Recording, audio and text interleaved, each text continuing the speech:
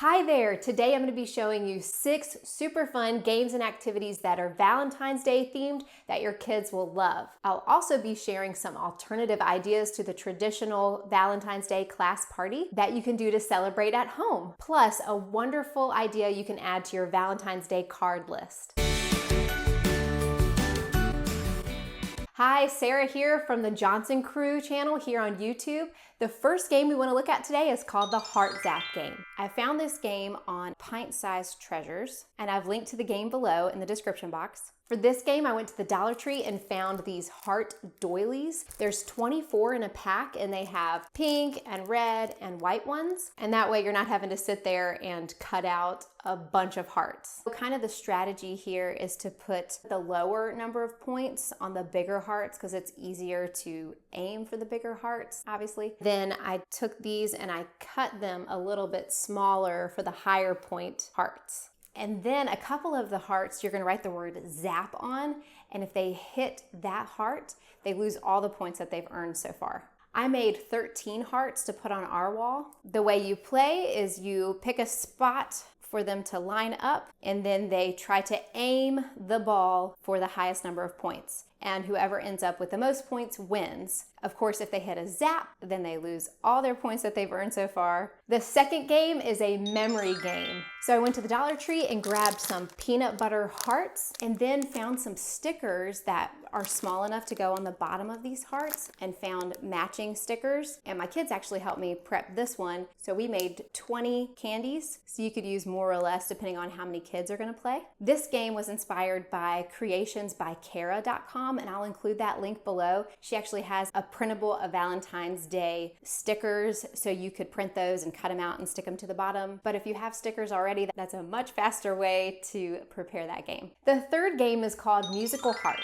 Again, instead of cutting out a bunch of hearts, I used the heart doilies that I found at the Dollar Tree and wrote little activities on this side of the doily and then flipped it over. And this game came from teachmama.com. So the point of this game is to get your kids up and moving, and you just write different movements or activities or something silly on this side, and then you put the heart facing down on the floor. And you make a big circle path of these. We used 25, and you have the kids tiptoeing around on the hearts in a circle while you're playing music. And once the music stops, they have to pick up the heart that they're standing on and read what it says, and they have to do that until we turn the music back on. And the link below has an awesome list, like 30 different things you could write on these cards. That makes it super fun. The fourth game is a minute to win it game. It's called Heart Stack. So you'll need conversation hearts, which can also be found at the Dollar Tree. Can you tell it's my favorite place to shop? And this came from macoodle.com, and I'll link that below as well. So what you do is you set the timer to 1 minute, and they try to see how tall of a stack they can build. Whoever builds the tallest stack within 1 minute wins. The trick to this is that if their stack falls over at 55 seconds, they only have 5 seconds left to build another one. So it can be a little tricky. The fifth game is called a candy dice game. And this game came from cupcakediariesblog.com. And she has this free printable that has the rules for the game. The way you start the game is you give each child 4 pieces of candy, and then you have a pile of candy in the middle of the table. And then for each child's turn, they're gonna roll the dice. So if they roll 1, they get to pick 1 candy from the pile. If they roll 2, they get to pick 2 candies from the pile. So you just follow the instructions on this list,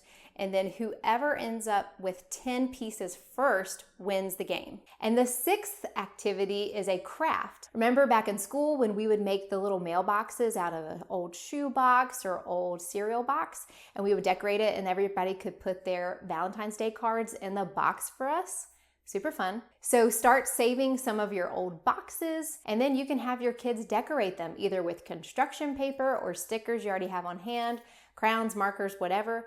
Or you can also, from the Dollar Tree, they have these really cute foam stickers that look like conversation hearts. Then you could also get some more of the heart doilies, and they could glue these onto their box.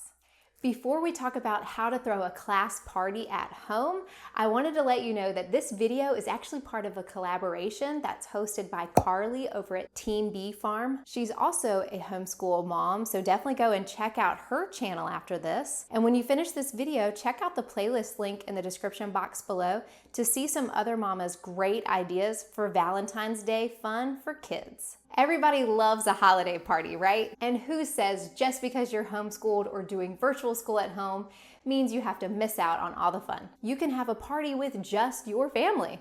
Or what we did this past year is we invited one other homeschooling family over to do the party with us. It doesn't have to be anything extravagant. Dollar Tree, y'all, this isn't sponsored, but I do love that store, is my best friend for party supplies. Just a few supplies and you can quickly turn your house into a pink heart wonderland if you want to. Here are some staple supplies to throwing a Valentine's Day party. You'll want a tablecloth, some themed plates, some pink balloons, and then you can get streamers too. And these obviously go for a long way, so they can decorate your entire house if you wanted to. And each pack, being only $1, actually comes with 2 rolls of streamers.